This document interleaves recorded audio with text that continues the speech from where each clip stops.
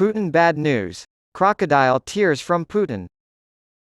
The public reaction to Prigozhin's violent death revealed a level of nervousness in the Russian leader not seen before, so his history of dealing with assassination attempts is relevant. Putin condemned the killing of Boris Nemtsov, a prominent opposition figure in Russia, 8 years ago. He told officials from the Ministry of Internal Affairs, the most serious attention should be paid to high-profile crimes, including those with political motives. Russia must be cleansed of shames and tragedies like the one we just experienced. He elaborated, I mean the murder, the provocative murder, of Boris Nemtsov in the heart of the capital. Rather than taking place on the streets of Moscow near the Kremlin, where many assumed the assassination of Wagner boss Yevgeny Prigozhin would take place, it appears to have taken place in the air a few hundred kilometers to the northwest of the Russian capital. But it was a warning to others all the same. It is always interesting to see Putin's reaction to the most recent high-profile murder.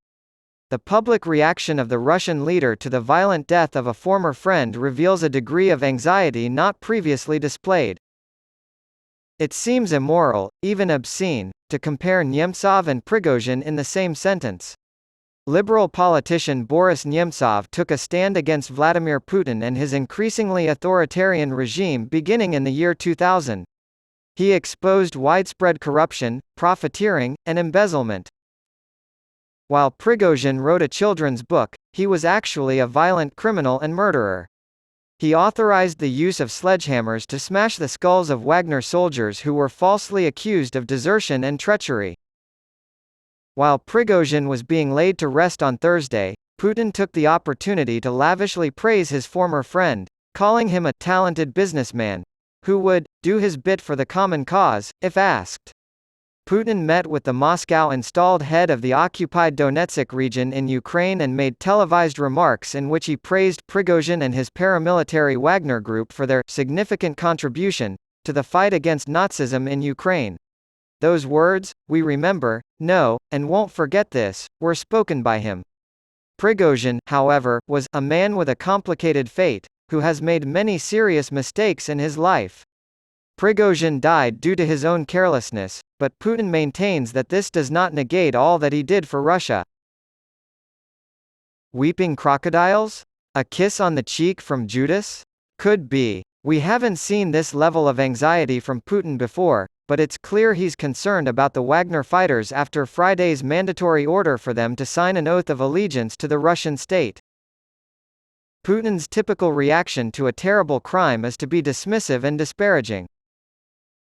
Putin decried a appalling crime in 2006, 3 days after journalist Anna Politkovskaya was murdered outside her Moscow apartment. He said this while visiting Germany, drawing widespread international condemnation.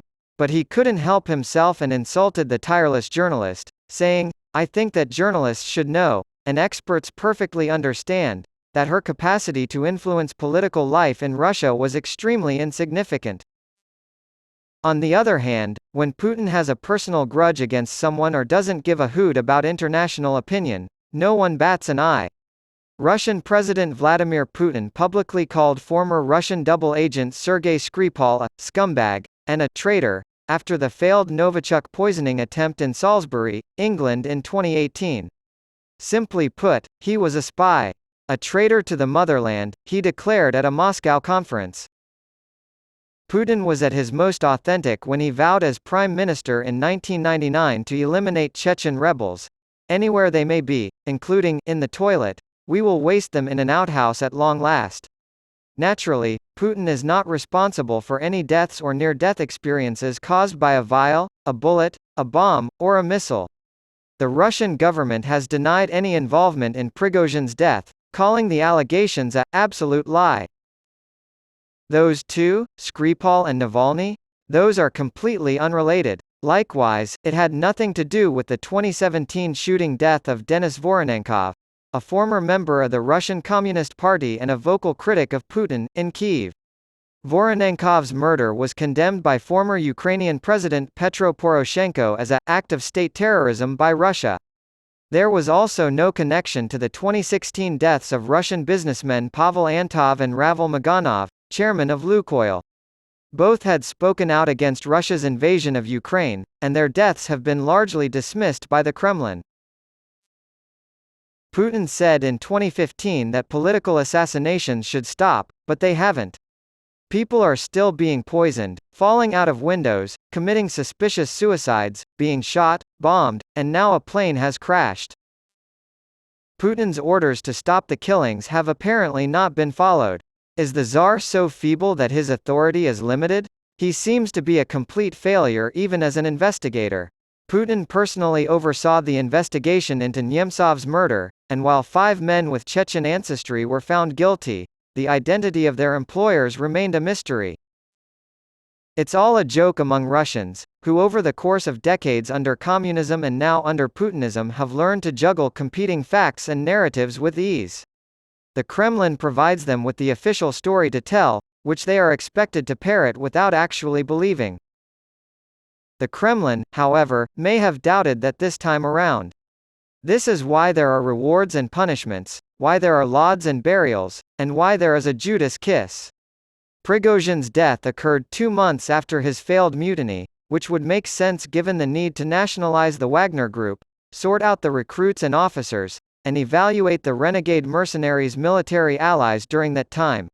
The killing of Sergei Kirov, an old Bolshevik and one-time friend and ally of Joseph Stalin, in 1934, with its undertone of nervousness and preparation, feels like it came from another era. Kirov, the leader of the Leningrad Party and a member of the Politburo, was shot dead by a troubled young communist who fit the profile of a perfect fall guy for reasons that remain unknown. Historian Amy Knight claims that there is a fairly convincing circumstantial case linking Stalin to the murder of a potential and popular rival, despite the efforts of Soviet and Russian historians to point the finger away from Stalin. The People's Commissariat for Internal Affairs, the forerunner of the Federal Security Service, appears to have been involved in the crime, and Knight is convinced that the FSS would not have acted without direct orders from Stalin.